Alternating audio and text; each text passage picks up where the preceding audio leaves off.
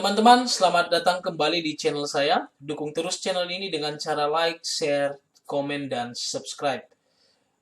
Di video kali ini, saya akan membuat satu pembahasan yang khusus mengenai array dalam VBA Excel. Kenapa ini saya bahas secara khusus? Karena ada banyak keuntungan yang kita dapatkan dengan belajar array, teman-teman. Dan materi yang dicakup pun cukup luas mengenai array. Ada banyak sekali aplikasi, ada banyak sekali cara kita menggunakan array di dalam aplikasi yang akan kita buat. Salah satu hal yang sangat diperhatikan oleh seorang programmer ketika membuat aplikasi adalah bagaimana aplikasi itu bisa berjalan cepat, efisien, dan dengan data yang banyak pun aplikasi bisa berjalan dengan lancar. Nah, tentunya ini perlu beberapa strategi, teman-teman. Ada banyak sekali fungsi-fungsi yang kita bisa kombinasikan satu sama lain sehingga menghasilkan aplikasi yang efisien. Begitu. Dan salah satu di dalamnya itu adalah array. Kenapa? Karena array ini adalah salah satu variabel, teman-teman, yang kita bisa gunakan di dalam VBA Excel, di mana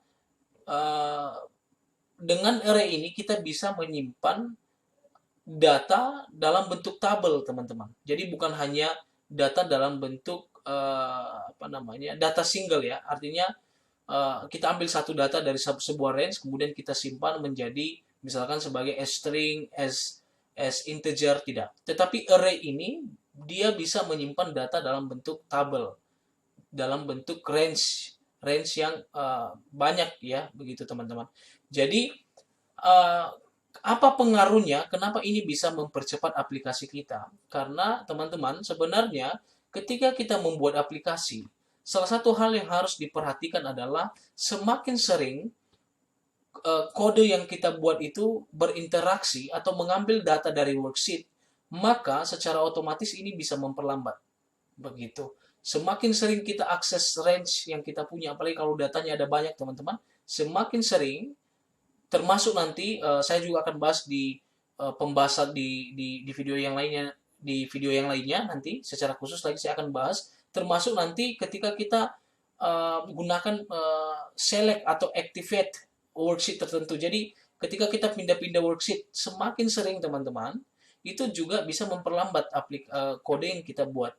Jadi salah satu cara untuk menghindari itu dengan cara menyimpan data yang ada di dalam range, di dalam worksheet, ke dalam variabel array.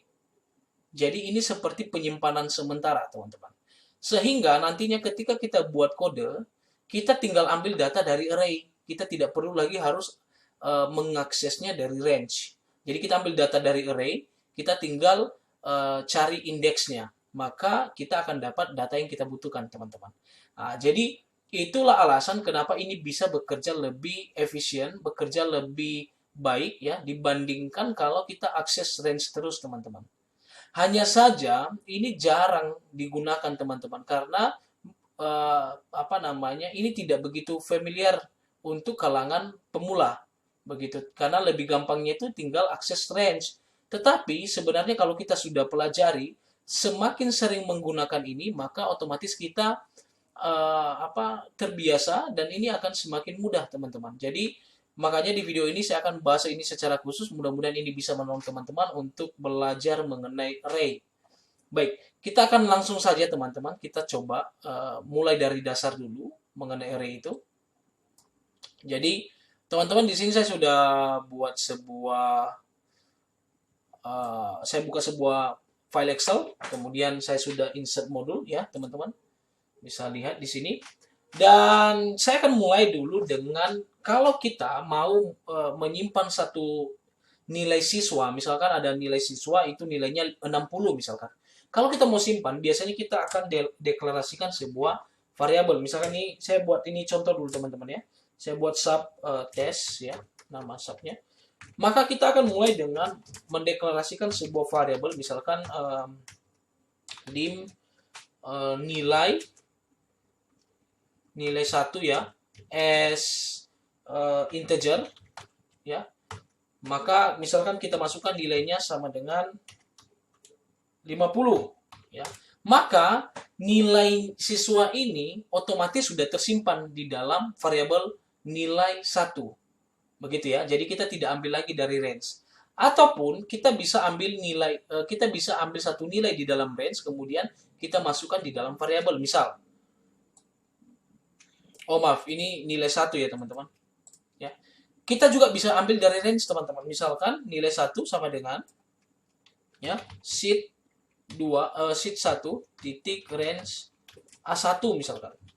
Ya. Titik value. Maka ini artinya kita sedang mengambil nilai dari range ya, teman-teman. Misalkan ini isinya 50 juga. Begitu.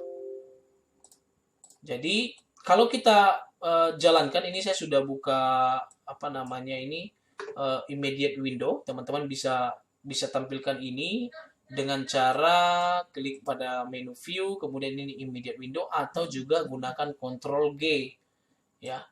Oke, ini misalkan untuk menampilkan nilainya, teman-teman silahkan ketik debug titik print ya nilai 1.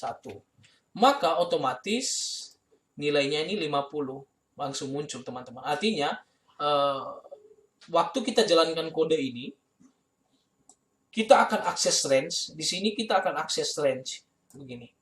Jadi ketika kita buat sheet 1 range, itu artinya kita sedang mengakses range ya. Kita akses satu kali. Kenapa perlu kita akses? Karena mau ambil nilai. Nilai itulah yang kita simpan di mana? Nilai 1.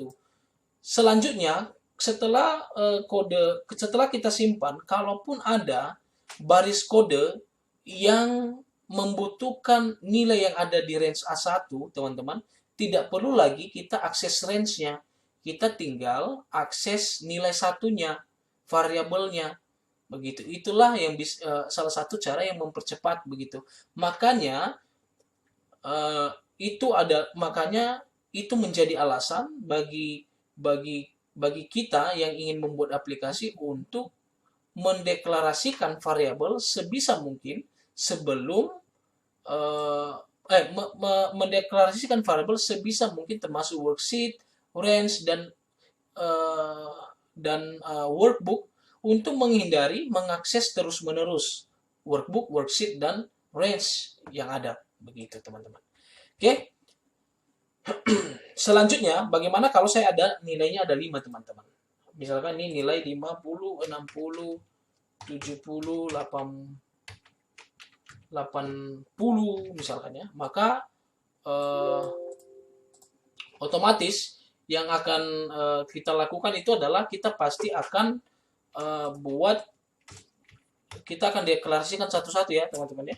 Dim nilai 2 as integer, kemudian dim nilai 3 as integer, dim nilai 4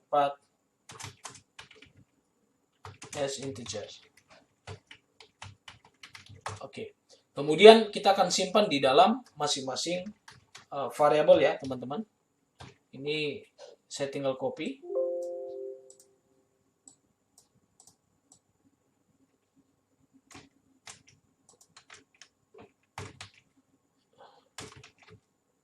Oh,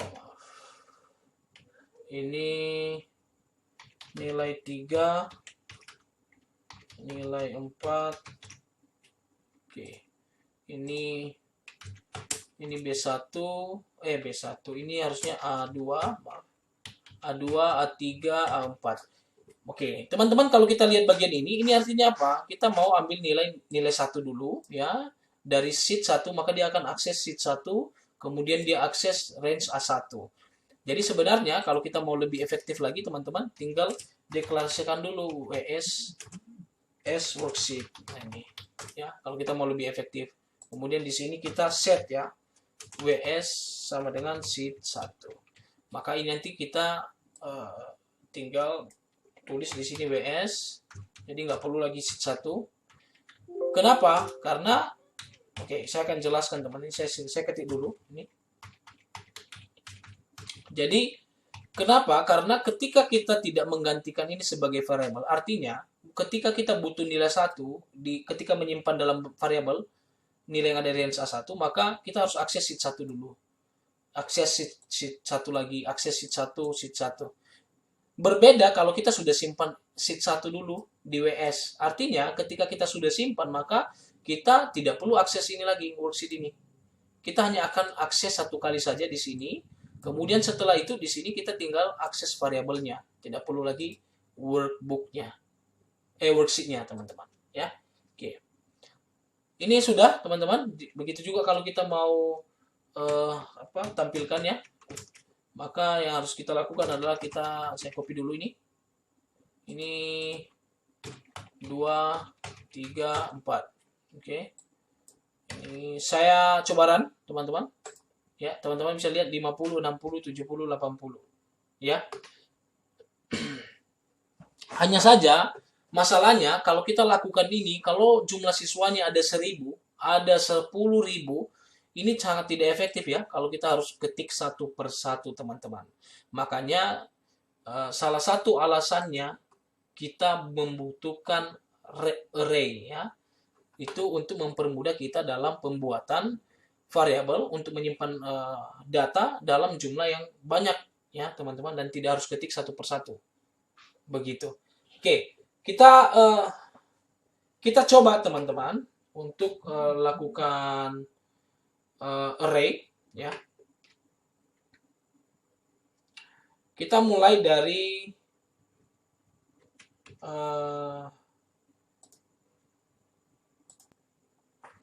saya hapus dulu teman-teman ya. Oh, ini tetap ada ya, tadi saya hapus dulu. Oke, sekarang kita coba buat sebuah prosedur ya, namanya itu adalah nilai siswa. Oke. Sekarang teman-teman kita akan deklarasikan worksheet dulu ya. Jadi saya akan buat lengkap ya supaya teman-teman bisa mengikuti dengan mudah. Kemudian saya set ya WS sama dengan sheet 1. Oke, sekarang saya akan deklarasikan dim siswa dalam kurung. Inilah penulisan array, teman-teman. Jadi kalau tadi kita buat nilai 1, nilai 2, nilai 3 dan seterusnya, maka di sini saya gunakan nilai saja tetap ya supaya gampang diikuti. Nilai dalam kurung 1 to 5 begitu. Ini sebenarnya mewakili nilai 1, nilai 2, nilai 3, nilai 4, nilai 5, teman-teman. S apa? Ini saya buat S integer ya. Kemudian saya akan deklarasikan dim i S integer juga. Nanti ini kita gunakan untuk bisa looping ya, teman-teman. Oke.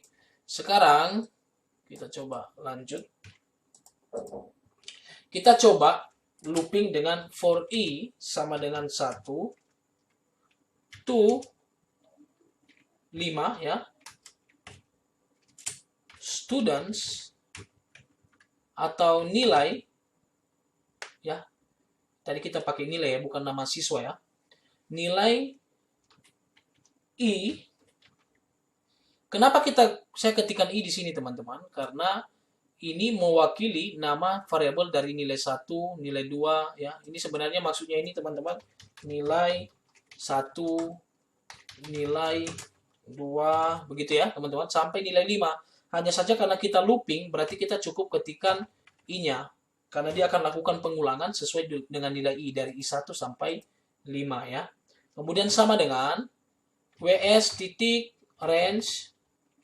Nah, ini range-nya apa? Dari sini, teman-teman. Mari kita lihat. Oh, maaf, ini karena 4, ini saya ganti 4 saja ya, teman-teman. Tadi saya pikir ada 5, ini 4 saja. Oke, di sini saya akan gunakan, saya akan ketik A1. Teman-teman bisa buat juga A1 sampai A dan A ini ya, dan I bisa ya, artinya range-nya itu dari A1 sampai A4 ini. Bergantung ini. Oke. Atau juga bisa dibuat, teman-teman, oh, tidak bisa ya. Ini tidak bisa, maaf. Ini nggak bisa, teman-teman ya, karena ini artinya A1 nggak bisa. Ini harusnya A dan I. Ya, ini dia. Ya, jadi kalau dia I-nya 1, nilai 1 sama dengan WS range A1. Kalau I-nya 2, nilai 2 sama dengan WS range A2, ya. Titik value. Atau bisa juga kita gunakan offset, teman-teman, ya. Atau kalau saya ganti ini, ya, sama saja kalau saya gunakan A1, kemudian titik offset, ya, I. Artinya dia akan berpindah sesuai dengan nilai I, ya. Oke, teman-teman, ini sudah clear, ya. Kita coba lanjut ke next I, ya. Kita akhiri dengan next I. Sekarang kita mau tampilkan di dalam immediate window, ya. Caranya itu adalah debug.print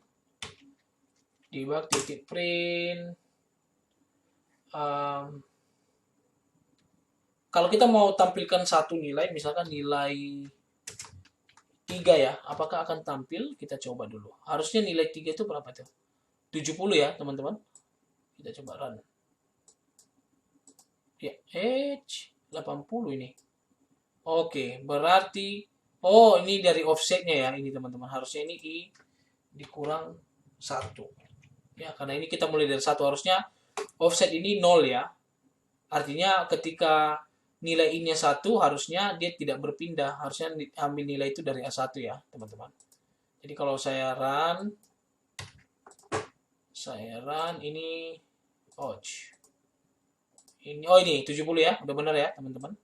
70. Oke. Sekarang bagaimana kalau saya mau tampilkan semua? Caranya gampang, teman-teman. Tinggal kita looping lagi. For I sama dengan 1 to 4. Ini saya tutup dengan next I. Kemudian di sini saya buat debug titik print nilai menggunakan I. Jadi dia akan ketikkan satu persatu. Ini saya hapus dulu. Saya run. Ya, teman-teman bisa lihat 50, 60, 70, 80. Jadi yang menguntungkan di sini, ini bisa bekerja untuk banyak nilai, teman-teman. Bahkan untuk kalau nilainya ada 1000, ya, teman-teman tinggal buat di 1000. I sampai 1000, di sini I sampai 1000 juga, maka dia akan tampilkan sampai 1000 nilai. Begitu. Jadi ini efektif, ya, teman-teman, untuk nilai yang jumlahnya banyak. Begitu. Kemudian apakah ada cara lain yang kita bisa gunakan untuk memanfaatkan array ini? Masih ada, teman-teman. Bahkan kita bisa combine antara antara dua jenis data, ya. Misalkan nama dan nilai. Kita mau simpan dua-duanya di dalam array. Itu juga bisa kita lakukan, teman-teman. Makanya ini bisa jadi alternatif untuk apa? Untuk menggantikan range yang ada di worksheet. Oke, itu kita akan bahas di bagian-bagian selanjutnya, ya, teman-teman. Itu saja di video ini. Sampai ketemu di video-video yang selanjutnya. Terima kasih, teman-teman.